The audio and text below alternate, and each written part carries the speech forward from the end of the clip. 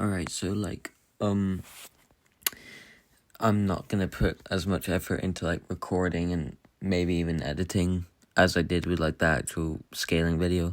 But anyway, so this clown made a debunk to EarthBound just as I left, because I left. He made it. He was scared of me, and all of it sucks.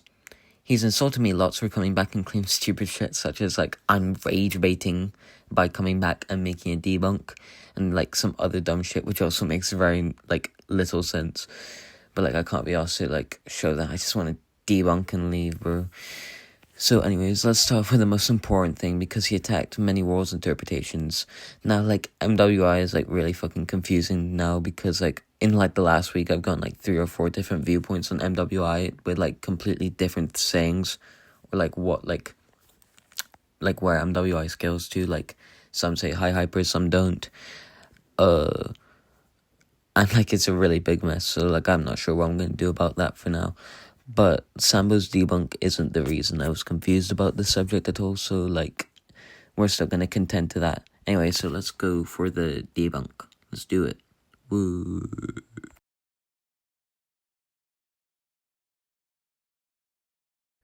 The initial points of my scale completely override this.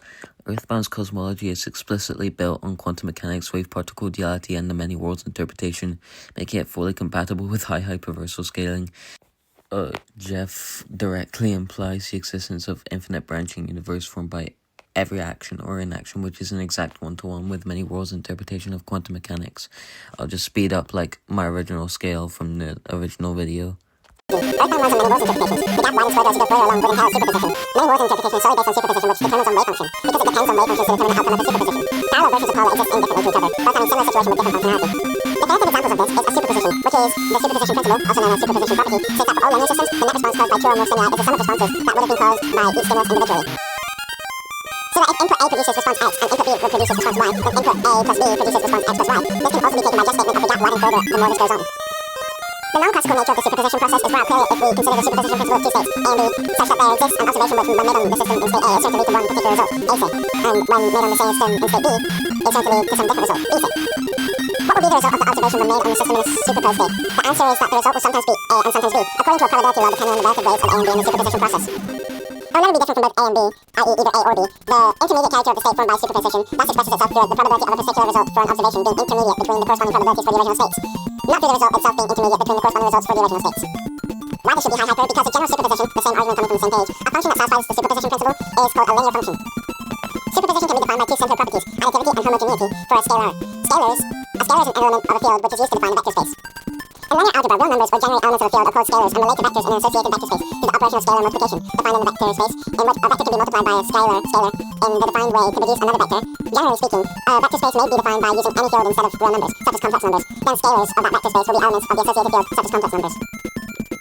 Thus, EarthBound is... The reason why this refutes the debunk is because the objection assumes a simple many worlds interpretation cosmology where timelines are discrete, spatially segregated, and non-interacting, fitting neatly into 2A multi-plus whatever, countable or uncountable infinite universes of similar dimensionality. However, this framing does not apply to a system governed by quantum superposition. In a superpositional cosmology, states are not merely adjacent or parallel, they are linearly combined, coexisting in a continuous mathematical space that requires infinite dimensions to be represented coherently. This clearly yields the foundation of Hilbert space, the structure used to represent superposed quantum systems.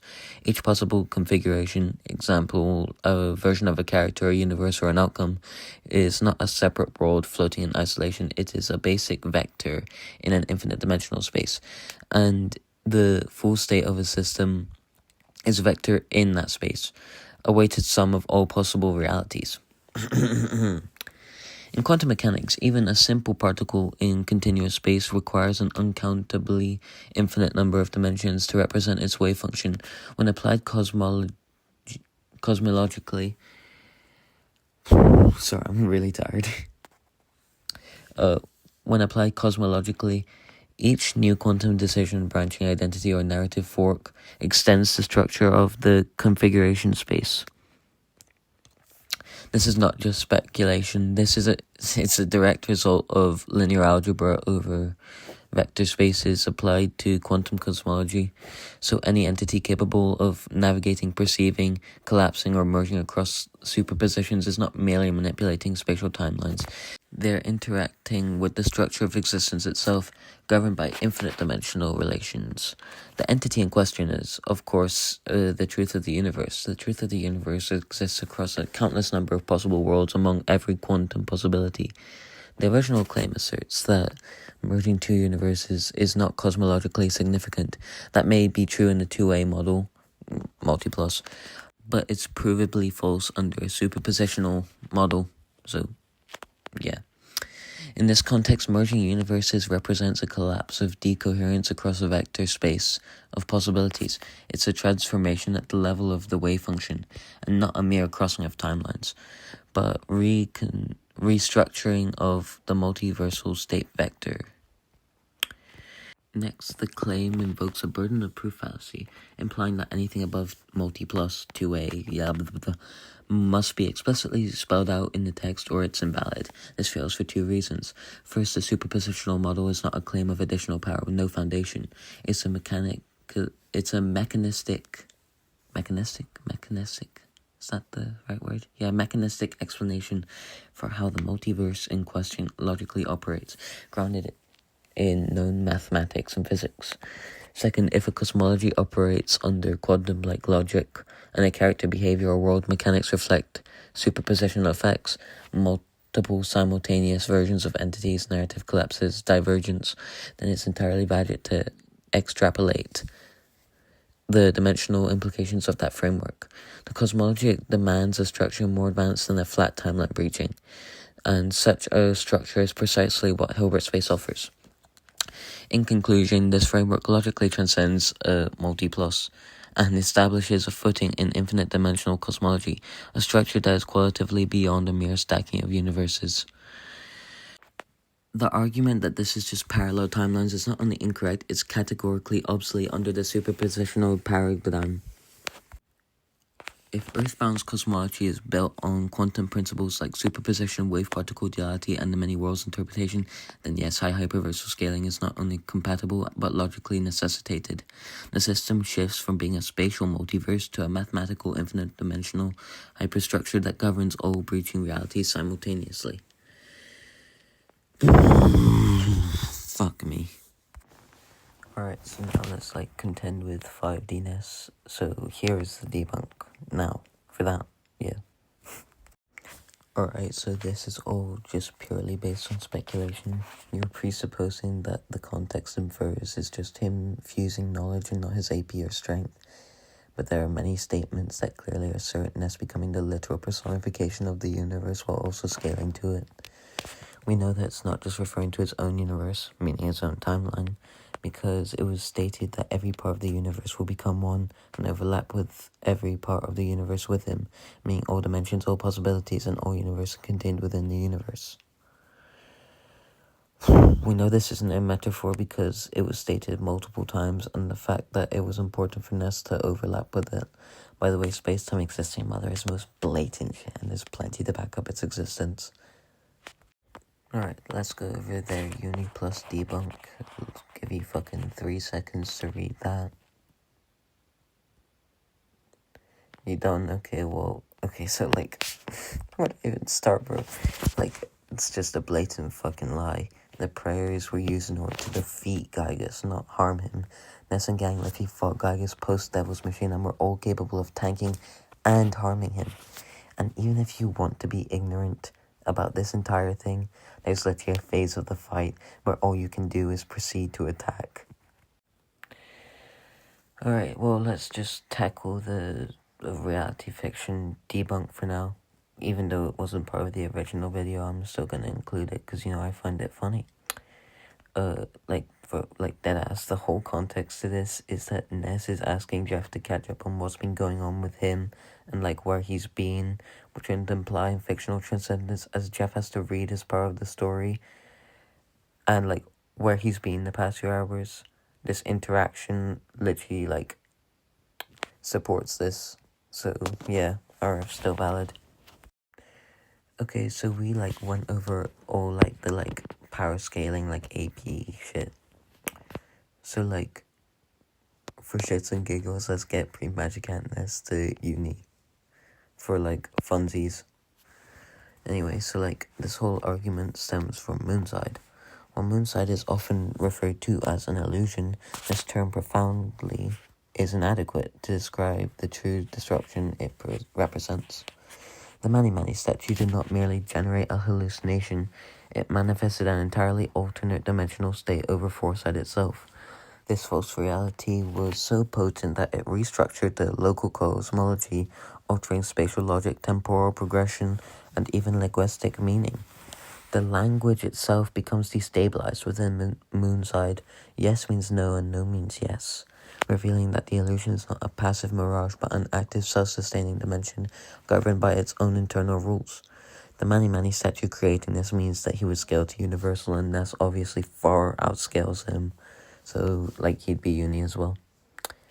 Anyway, let's move on to speed. Speed. There's lots wrong with speed. Fucking hell. Alright, so, like, this one makes no sense at all. Basically, he's saying that because Versatile Wiki and CSAP only claimed that, traveling through time is FTL, then, like, that's, like, automatically true. Like, it's just not a good contention in the slightest. But there's, like, slightly more. And, like, this debunk right here genuinely makes me wonder if Sambo actually watched my video, because I literally explained that Ness and Co. got back to the present with sheer speed. Oh, did he use a time machine to get to the past? Even though I literally explained why they used a time machine to get to the past.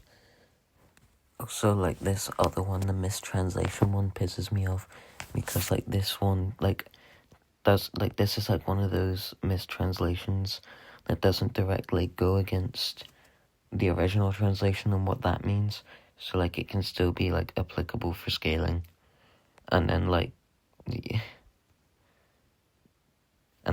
the fucking manga novels both support, Gygus being beyond space-time as well. So, like, even if you want to argue it's a mistranslation, it's blatantly confirmed in both manga and novels, which are canon. Okay, so, like, also the inaccessible speed debunk, where it's like, oh, it's just resistance, like, it doesn't actually attack anything at all, because time is still stopped and Ness is still moving in stop time, which would still be inaccessible speed. So, like, thanks for buffing Ness's hexes, I guess. Lol. I mean, like, he had it anyway, so, like, it doesn't really matter. Anyways, I'm, like, pretty sure, like, that's all of the debunks that, like, matter.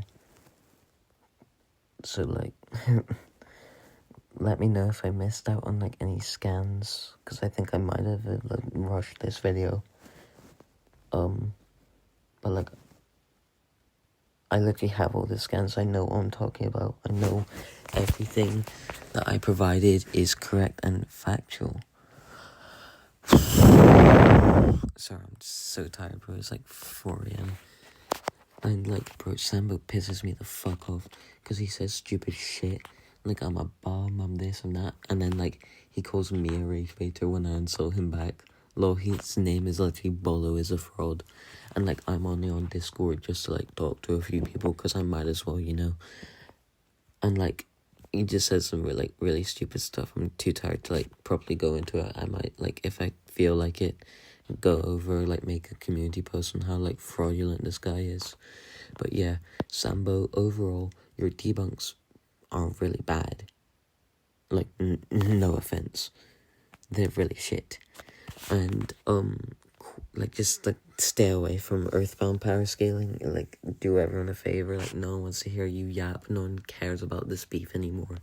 You're just, like, beating a dead horse at this point. Like, no one cares. No one cares, I promise you.